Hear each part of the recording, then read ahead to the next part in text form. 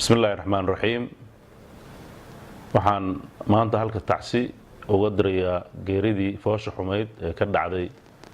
dekedda Boosaaso gudaheeda oo lagu dilay maamulihii dekedda Boosaaso Paul Antoni Formosa iyo shirkadda maamulka dekedda wada ee B&O tacsidaas oo ku socoto shirkadda eheladii uu ka geeriyooday dhammaan dadka reer Puntland falkan oo ahaa fal argagixiso ah oo aad u fool xun waa dhaqan ay baryahan oo dhan la beegsanayeen sidii ummadda Puntland iyo dadka Soomaaliyeed oo dhan noloshooda u halisgelin lahaayeen haday tahay noloshooda dhaqaale midooda nafeed iyo sumcadoodaba barnaamijkan maanta lagu dilay Paul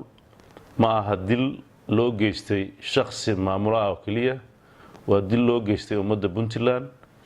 oo loogu talagalay in la baabi'iyo horumarkooda iyo dhaqaalahooda sumcadooda iyo barnaamijyada ka socda in dalka lagu horumariyo arintaas baaritaankeeda cid kasta oo lug ku yeelata ama dalka had joogta ama dibaddeeda had joogta waa dambiilayaal ka galay dambi dadka reer Puntland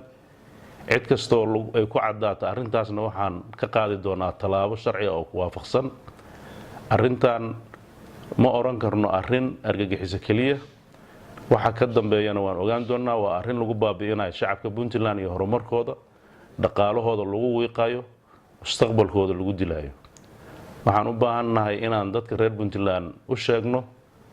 dagaalka qaawan ee dhinacyada kala duwan uga socda inay ka digtoonaadaan in ay meel uga soo wada jeestaan in inta ku dhex dhuumanaysa oo uga timid meelaha kale iyo inta u dhalatay ee khaldan ee iyagana la adeegsanayo mustawahi rabaan ha joogaane waa inay u diyaar garoobaan dagaal ka dhan ah oo ay dadka reer Puntland isaga qabanayaan dadka reer Puntland sida lagu yaqaano waa dad ilaashada karaamadooda iyo sharaftooda iyo amnigooda aan ogolayn inay cid kale intay meel uga soo duursho inay danahooda baabi'iso dawlad ahaan iyo shacab ahaan waxaan diyaar u nahay inaan gacan adag isaga qabanno cid kasta oo jecel inay mustaqbalkeena ay wax u dhinto waxaan cadeynayaa anoo magac dawladda ku hadlaya in dadka argagixisada iyo inta la shaqeyso oo dhan ay heli doonaan caqaab ay mutaysteen oo adag oo aan naxariis lahayn waxaan farayaa dhammaan ciidamada Puntland meel kasta ay joogaan inay heegan galaan inay ilaaliyaan cadawga gudaha iyo midka dibadda uga imaanaya labadaba inaan wax naxariis loo gelin cid kasta oo lagu tuhmo in ay fal argagixiso u wado bulshadeena oo ay rabto inay bartilmaamaysato haldoorka reer Puntland oo dhaqaalaha iyo mustaqbalka dadka ka shaqeeya iyo dadka ajaanibka oo dalkeena gudihiisa ka shaqeeya si ay horumarka wadanka qayb uga ahaadaan waxaan aad uga xumahay wixii dhacay waxaan xaqiijinaynaa cid kasta oo falkaas ku cadaado in talaabo sharci ah oo adag oo naxariis lahayn laga qaadi doono waxaan ugu baaqayaa dhammaan dadka khaasatan reer Boosaaso in ay ka foojignaadaan in guryahooda iyo dagaamadooda iyo meheroodahooda ay ku soo dhuuntaan dad sharwadayaal oo raba inay ummadan mustaqbalkeeda ay baabi'iyaan arintan waxaan uga tacsiyeynaa shirkadda dawladda Imaaraadka oo shirkadaas ay ka tirsan tahay Paul iyo qoyskiisa iyo wadankiisa waxaan aad uga xunnahay wixii dhacay waxaan rajaynaynaa waxaas dhacay inay ku koobnaadaan fal argagixiso oo ka dhan ah dhammaan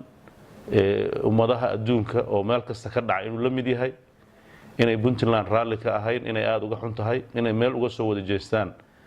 bulshada caalamka iyo Soomaaliduba sidii la isaga qaban lahaa dadkan xaq jirka ah ee doonaya inay deganaanshaha adduunka khaasatan gobolkan aan ku noolnahay ay waxyeelayaan oo ajandayaal ka baxsan ajandayaasha wada noolaanshaha wata haddaan Puntland nahay waxaan cadeynaynaa dadkaas in wax naxariis ay nooga jirin midab kasta uu leeyahay